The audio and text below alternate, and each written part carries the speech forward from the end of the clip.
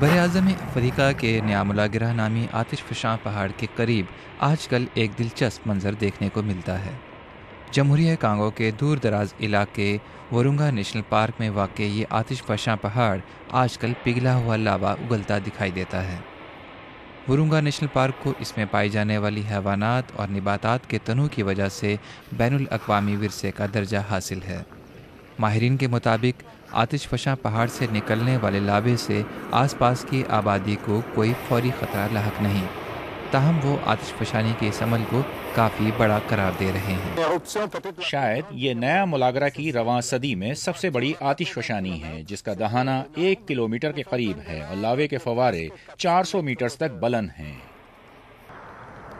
ورونگا national park کا عملہ آتش فشانی کے مناظر کو پارک میں سیاحوں کی آمد کے لیے پرکشش سمجھتا ہے اور آتش فشاں پہاڑ کے قرب و جوار کو آتش فشانی کے عمل کے مشاہدے کے لیے محفوظ قرار دے رہا ہے۔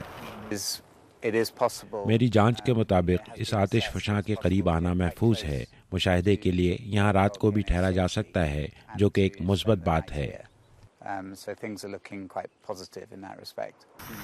ورونگا نیشنل پارک میں دریائی گھوڑوں اور ہاتھیوں کے علاوہ نایاب پہاڑی گوریلوں کی آبادی بھی پائی جاتی ہے۔